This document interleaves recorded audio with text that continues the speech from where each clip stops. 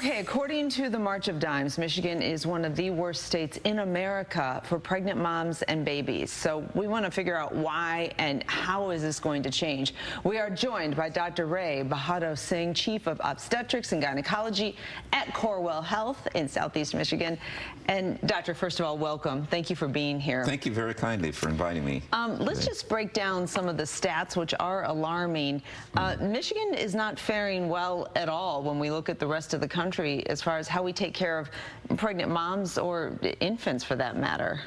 Yes, I would say Michigan faces a challenge, no doubt about it. But Michigan, very unfortunately, is not unique. In some regards, we're kind of in the middle of the pack. But the U.S. statistics are very, very disconcerting when compared to other wealthy countries, wealthy Western countries. So what is going wrong? If you could pick apart a few things what's happening that's not working? I think both on the fetal infant side, we have a challenge. Prematurity is a tremendous challenge in pregnancy care. It has always been the most significant challenge we see. Premature birth is associated with early death, lifelong disability, and exceedingly expensive to treat and control. We do not know the basic causes of prematurity. We have some ideas, women who are at risk and so forth, but the vast majority of women who deliver prematurely have no identifiable risk factors as far as we're concerned. So it becomes a challenge to target and then try to intervene. There are socioeconomic dynamics that have been longstanding and pervasive. Cost of care, women not being able to afford to see physicians, and it seems like many of the problems in pregnancy have pre-pregnancy antecedents. So women who do the best are those that are in good health as certified by their pre-pregnancy physician, and this tends to be a challenge both in Michigan and the United States. One of the shocking cases that I was just asking about is when we talk about the three-time Olympic medalist Tori Bowie, who died from pregnancy complications. I mean, this is an Olympic athlete. I find that shocking, Doctor. Yes, it is not rare.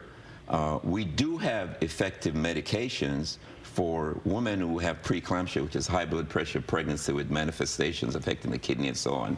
It can also affect the brain. We have good effective medications, magnesium sulfate, to suppress the convulsions.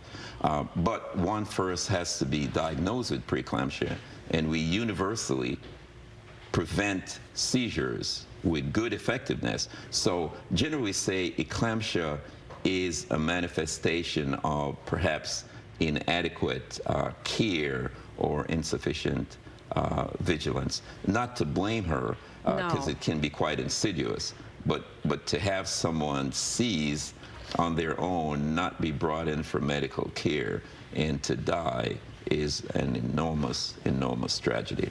Yeah, and you point out not blaming moms because we have a long ways to go. The medical community has a long ways to go to do better as well. Let's just talk about the state of Michigan is putting a lot of resources towards this issue. Yes.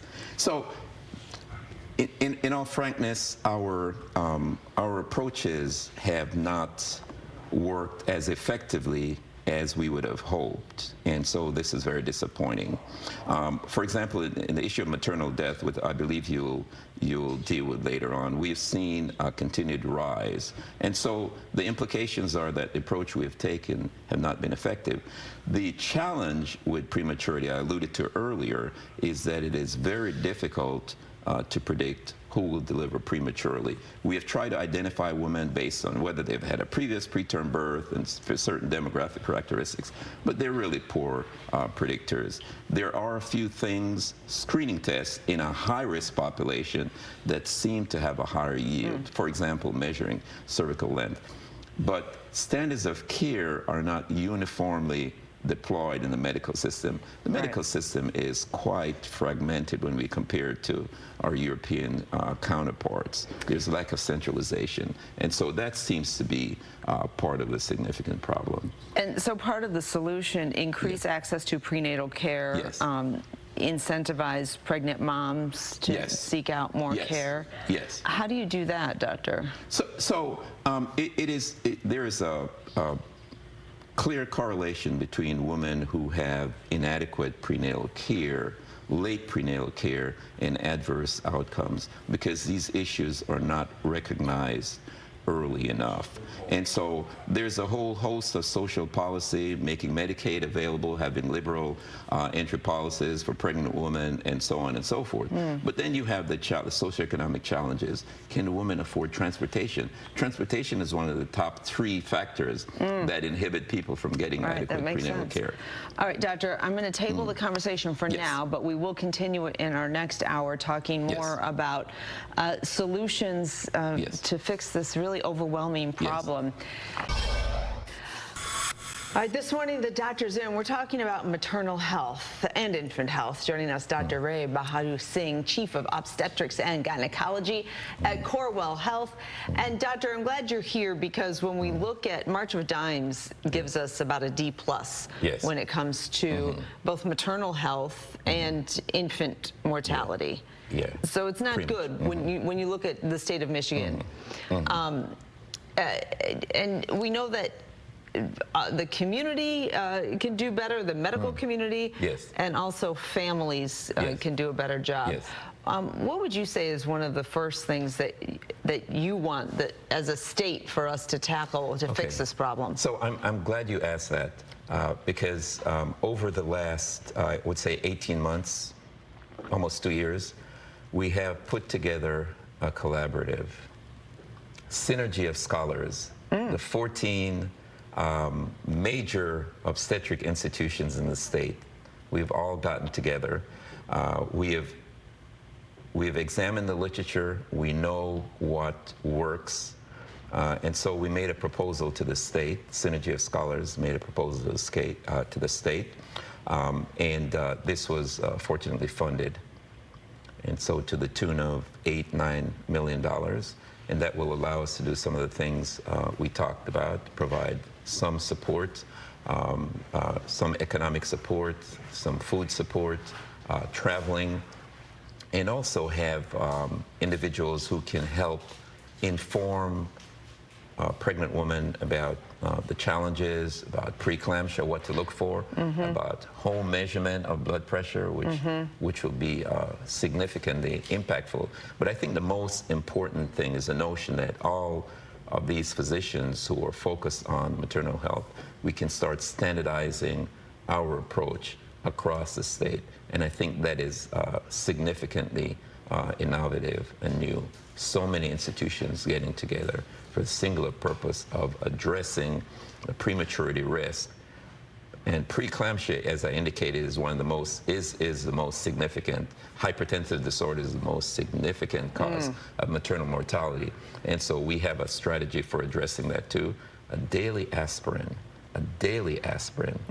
can reduce the risk of preeclampsia significantly, particularly early preeclampsia, which tends to be the most severe. It can reduce it by half. A baby aspirin per day.